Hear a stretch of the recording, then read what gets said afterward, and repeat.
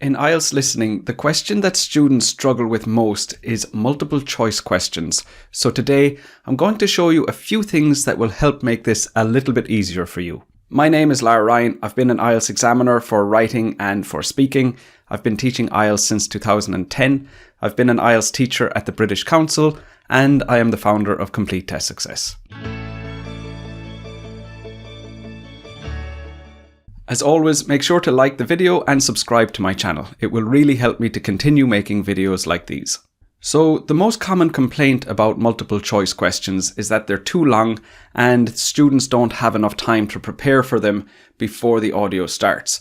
So then when the audio begins, they're scrambling between trying to read the question and trying to follow the audio at the same time, and this results in fewer correct answers. Just to make 100% sure you know what question type I'm referring to, let's look at some examples. So multiple choice questions typically look like this.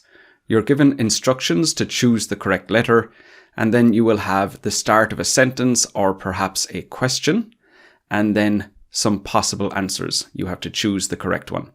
So there will be several of these in each set.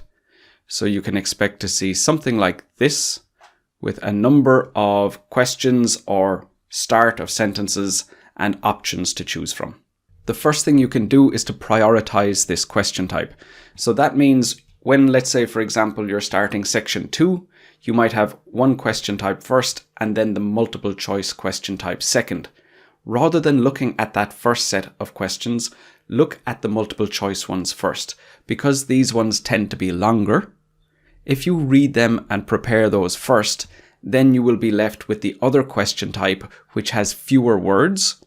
And of course, it's not ideal, but if you haven't prepared all of them, trying to prepare the ones with fewer words at the same time as listening to the audio will be much easier than trying to prepare multiple choice questions, because there are just so many words in those question types. The next tip is that you don't read the options. So what you will do is you read the questions, but not the options as in A, B, C. Now, this will save you time, because if you're reading less, then obviously you are not going to have to spend as much time reading it. But also, it will help you to be less confused, because when you're reading the options, you're reading answers that are incorrect as well as the correct answer. So you've got this incorrect information floating around your head, and this can be distracting. So often you'll be more focused when you just look at the questions themselves and ignore the options. Okay, so I've blurred out the options to make this a little bit easier to understand. So when you're preparing for the audio to begin, you will just look at the top of each question. So you will read this bit, this bit, this bit, this bit, and this bit. And then when you're finished that, you might go and start to prepare for the other question types that are for this section. Before we continue, let me tell you about my free live feedback lessons.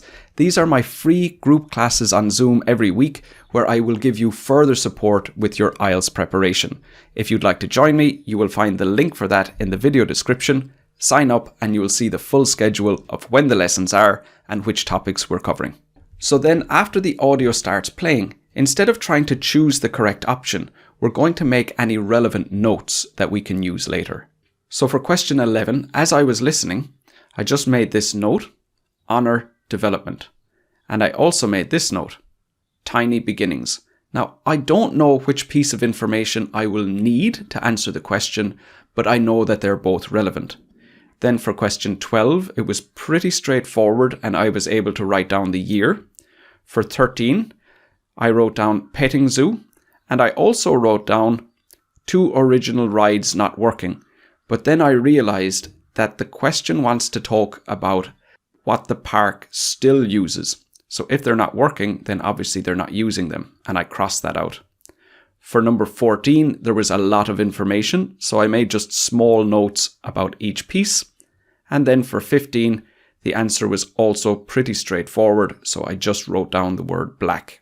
And then you select the answers after the audio has finished. So if, for example, we're doing IELTS Listening Section 2, you let the audio finish, you look at all the other question types, and then at the end, the audio will say, you now have 30 seconds to check your answers. So during this 30 seconds, before section 3 begins, we're going to select the answers to these multiple choice questions. Okay, so this is where I start looking at the options again. So for 11, I had Honour Development and Tiny Beginnings. So then I look at my options and I try to match them, and it becomes quite apparent that the correct answer is C. For 12, this is really straightforward. I already have the exact answer, so I just need to select that. Then for 13, again, I only had one relevant piece of information, so I knew straight away that the answer was going to be petting zoo. For 14, this took me a little bit more time. I had to analyze this for quite a while because oldest, most famous, and not fast weren't really relevant.